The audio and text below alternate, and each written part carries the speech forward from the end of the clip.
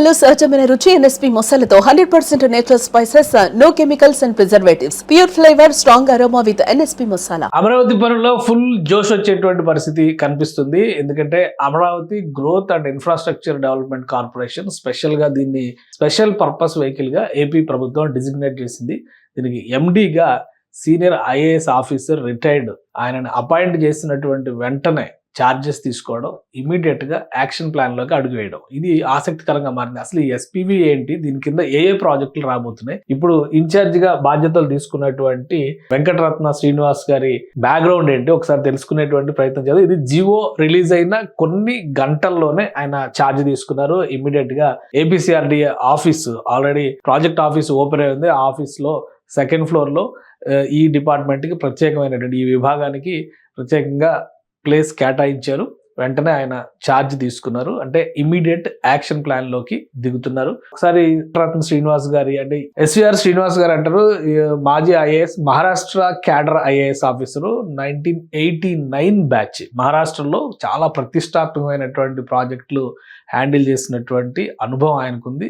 ఆంధ్రప్రదేశ్ రాజధాని నిర్మాణంలో ఆయనను భాగస్వామ్యం చేయాలి అనేటువంటి ఆలోచన ప్రభుత్వానికి ఎందుకు వచ్చింది, ఇది కూడా మనం ఒకసారి ఆలోచించాలి. ఎందుకంటే ఎస్పీవీ కింద ఈ డిపార్ట్మెంట్ మొత్తాన్ని కూడా ఎస్పీవీ కింద డిజిగ్నేట్ చేశారు. ఎస్పీవీ కింద రావడం అంటే కనుక Amaravati growth and infrastructure corporation limited. So Amaravati growth and infrastructure corporation limited అనే పేరులోనే ఒక క్లారిటీ ఉంది. అమరావతి అభివృద్ధి ప్లస్ దానికి కావాల్సిన మౌలిక వసతులు, ఈ రెండింటినీ కల్పించడం దీనికి ప్రధానమైనటువంటి బాధ్యతగా ఎస్పీవీ కింద పెట్టింది ప్రభుత్వం. ఎస్పీవీ కింద వచ్చేటువంటి విభాగాలను ఒకసారి మనం చూస్తే కనుక ముఖ్యమైనటువంటి ప్రాజెక్టులు అన్ని కూడా ఎస్పీవీ కేటగిరీలో పెట్టింది రాష్ట్ర ప్రభుత్వం. ఇది ఖచ్చితంగా ఆసక్తి రేకెత్తించేటువంటి అంశం. గ్రీన్ ఫీల్డ్ ఎయిర్పోర్ట్, అమరావతికి ఒక తలమానికమైనటువంటి ఎయిర్పోర్ట్ నిర్మాణం చేయాలని రాష్ట్ర ప్రభుత్వం భావిస్తుంది. అలానే రివర్ ఫ్రంట్ డెవలప్మెంట్, ఇది కృష్ణా రివర్ ఫ్రంట్ వచ్చింది, ఇటు అటు కూడా డిఫరెంట్ వరల్డ్ క్లాస్ ఇన్ఫ్రాస్ట్రక్చర్ని తీసుకురావాలని చెప్పని రాష్ట్ర ప్రభుత్వం భావిస్తుంది. సింగపూర్ పార్ట్నర్షిప్ ప్లానింగ్ వరకే పరిమితమైంది. గతంలో సింగపూర్ కంపెనీలు ఇందులో ఇన్వాల్వ్ అయినాయి, కానీ జగన్మోహన్ రెడ్డి ప్రభుత్వం వచ్చిన తర్వాత ఆ ఒప్పందాలు రద్దు అవ్వడం, మళ్ళీ వాటిని రివైజ్ చేసేటువంటి అంశం పైన పెద్దగా ఆసక్తి చూపించే కంపెనీలు లేకపోవడం, వీటన్నింటిని దృష్టిలో పెట్టుకుని పక్కన పెట్టిన తర్వాత స్మార్ట్ ఇండస్ట్రీస్కి సంబంధించి ఒక స్పెషల్ జోన్ని డెవలప్ చేయాలని చెప్పని రాష్ట్ర ప్రభుత్వం భావిస్తుంది. ఐకానిక్ బ్రిడ్జ్, ఇది అమరావతిలో ఇటు నుంచి అటు కృష్ణా నది పైన వచ్చేటువంటి 3వ వంతెన అవుతుంది. అక్కడ సమీపంలో చూస్తే ఒక పక్కన ప్రకాశం బ్యారేజ్ ఉంది, ఇప్పుడు వెస్ట్ బైపాస్ ఉంది, అటు పక్కన మళ్ళీ ఈ ఐకానిక్ వంతెన రాబోతుంది. యువతల పక్కన కనకదుర్గమ్మ వారధి ఉంది, అది పాత బ్రిడ్జ్ కింద మనం చూడాల్సి ఉంటుంది.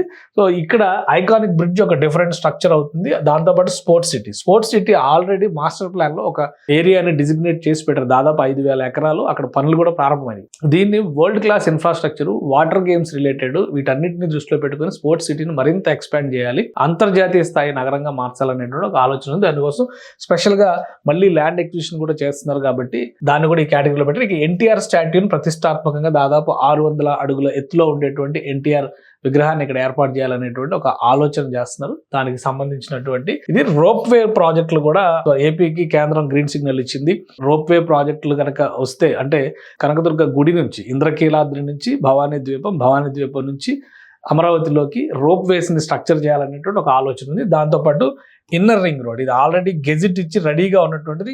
ఈ పనులన్నింటిలో ఇమ్మీడియట్ గా ఇంప్లిమెంట్ లోకి రాబోయేది ఇన్నర్ రింగ్ రోడ్డే అవుతుంది. ఎందుకంటే 2018లోనే గెజిట్ ఇచ్చారు, ల్యాండ్ ఎక్విజిషన్ సంబంధించినటువంటి ప్రక్రియను కూడా ప్రారంభించారు, మధ్యలో ఆగిపోయింది. ఇప్పుడు మొత్తం రీస్టార్ట్ చేయాల్సినటువంటి అవసరం. ఇతర ఇన్ఫ్రా ప్రాజెక్ట్స్ కూడా గవర్నమెంట్ సజెస్ట్ చేసి సిఆర్డీఏ ఎండార్స్ చేసి చేయాల్సి ఉంటుంది అన్నమాట. ఇవన్నీ ఆయన చేతిలో పెట్టబోతున్నారు సొంటి వెంకటరత్న శ్రీనివాస్ గారు. ఎస్వీఆర్ శ్రీనివాస్ అని చెప్పని అంటారు.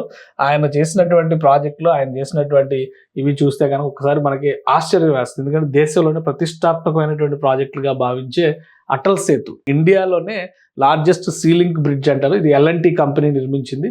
సో ఈ అటల్ సేతు నిర్మాణంలో చాలా కీలక పాత్ర పోషించారు శ్రీనివాస్ గారు. అలానే ముంబై పోర్ట్ ట్రస్ట్కి చైర్మన్గా కూడా ఆయన అనేక రిఫార్మ్స్ తీసుకొచ్చి వాటిని మోడర్నైజ్ చేయడంలో కూడా కీలక పాత్ర పోషించారు. ముఖ్యంగా ఇంత పెద్ద ప్రాజెక్ట్ని డెవలప్ చేసేటువంటి క్రమంలో, అంటే ఎంత పొడవుగా ఉందో చూడండి. ఇది ఒక కమర్షియల్ సిటీ, ఇండియాకి వాణిజ్య విభాగంలో గుండెకాయ లాంటిది ముంబై నగరం. దాన్ని రీషేప్ చేయడంలో, అర్బన్ ప్లానింగ్లో ఆయన పాత్ర చాలా కీలకమైంది. సో ఈ అంశాలన్నింటినీ దృష్టిలో పెట్టుకొని ఆంధ్రప్రదేశ్ ప్రభుత్వం ప్రత్యేకంగా ఎస్వీఆర్ శ్రీనివాస్ గారిని ఇన్వైట్ చేసింది. ఆ జీవో వచ్చిన కొన్ని గంటల్లోనే ఆయన ఛార్జ్ తీసుకున్నారంటే ఈ పనుల్లో ఎంత వేగం ఉంటుందో అర్థం చేసుకోవచ్చు. సో అమరావతిలో ఫస్ట్ యాక్టివిటీ ఇన్నర్ రింగ్ రోడ్డుకి సంబంధించి, తర్వాత ఐకానిక్ బ్రిడ్జికి సంబంధించినటువంటి ప్రణాళికని అమలు చేసే దిశగా Amaravati growth and infrastructure corporation limited పనిచేయబోతున్నట్టుగా సమాచారం ఉంది.